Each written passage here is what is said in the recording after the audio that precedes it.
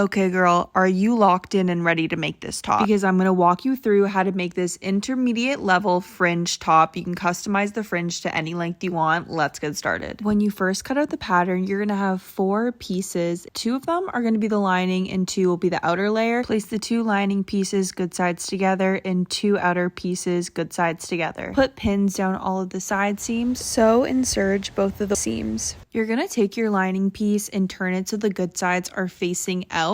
And then you're going to take that lining piece and put it inside of your outer layer. Both of the good sides of the lining and the outer layer should be facing each other. Now let's mark our waist fringe piece. So you're going to fold it in half and put a pin marking the halfway point of the fringe. You're then going to fold it in half again and mark both layers of the fringe on the fold. Fold up the outer layer of the top and you are going to pin the beginning of your fringe to the lining piece. Then match the next pin with the next point on the top and repeat for the rest of the top. Fill in this waist seam with pins so that you're really securing the fringe to the lining. You're going to start by sewing on the one end of your fringe. I usually drop the other one to the side just so the sewing can be a little bit cleaner. Put the fringe all the way up to the edge of your fabric, and you might have to stretch your fabric as you go, but just sew along the entire waist seam. When you get to one of those sharper points on the top, I recommend keeping your needle in the fabric, lifting up your foot,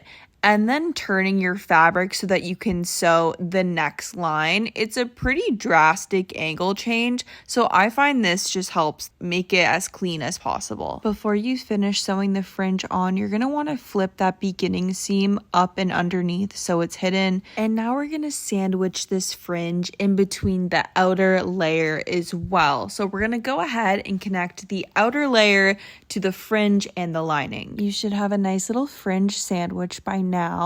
We can see the linings on the inside, the outer layer is going to be on the outer side now, and our fringe is going to be in the middle. Put pins through the entire waist and you're going to serge all 3 layers together. Make sure when you're serging those sharp points that you collect all of the fringe in the middle. And again, when you get to those points, I like to keep the needle in, lift up the foot, and then rotate the fabric so you can get on the new line. Flip the garment inside out and give each point on the top a little tug just to make sure that all the fabric has been turned out. Next, we're going to be sewing together the armhole. I like to open up the garment, separating the front straps from the back straps just so it's a little bit clearer. You're going to take the good side of your lining, twist the fabric inwards, doing the same with the good side of the outer layer. Put pins all the way down the armhole and it should take you from the front of the garment all the way to the back of the garment. And yes, you are going to have to continue to twist those straps inwards to connect the good sides. Now time for the other side. I'm going to include this side too, just because I know it can be a little bit confusing, this step. So you're taking your lining and your outer fabric, you're twisting them both inwards so that the good sides are touching. And then you are going to put pins all the way from the front of the armhole to the back of the armhole.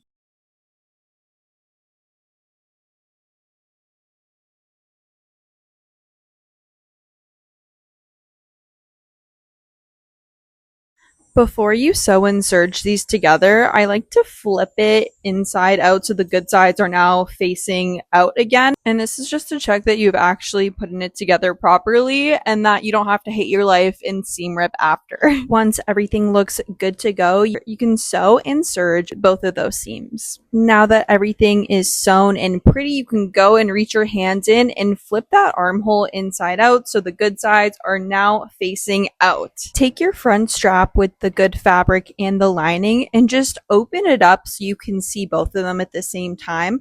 You're going to grab the good side of the back strap and turn it so the good sides of the straps are facing each other and pin all along that shoulder seam. Repeat on the other side and sew and serge both of these shoulder seams. Now you're just going to untwist those shoulder seams and make sure that the lining is folded underneath the outer fabric.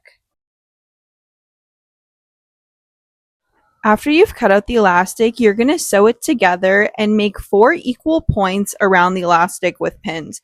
The easiest way to do this is just to fold it in half from where you've sewn. You can mark the halfway fold and then fold it again in half, and mark both of those folds. You're going to be pinning our elastic at the 4 main points we have marked to the shoulder seams, as well as the center front and center back.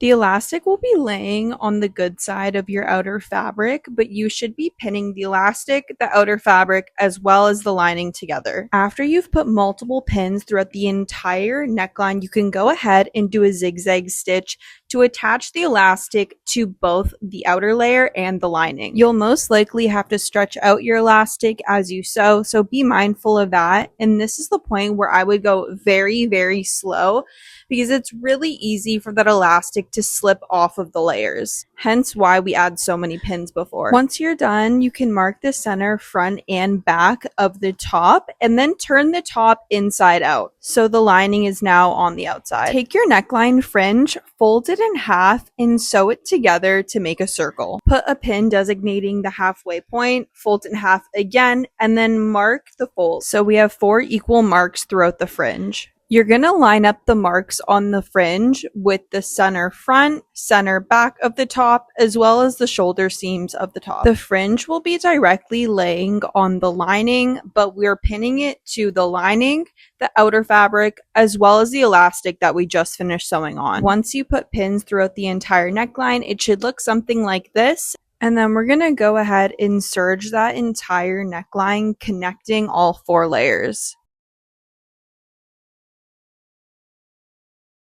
It should look all nice and clean like this when you're done. And then we're going to flip it so the lining is on the inside of the top, and you can let the fringe naturally start to roll onto the outer fabric. You can push the fringe up and out of the way, and then you are going to take that neckline and do a rolled hem onto the outer fabric. Repeat for the entirety of the neckline and secure that down with the zigzag stitch. Congratulations, you just added another super cute handmade garment to your closet. How good is it gonna feel when you tell someone that you made it yourself? Like, oh my god, literally the best feeling. Thank you guys so much for supporting Midnight Atelier, and as always, we have some new chic patterns coming soon.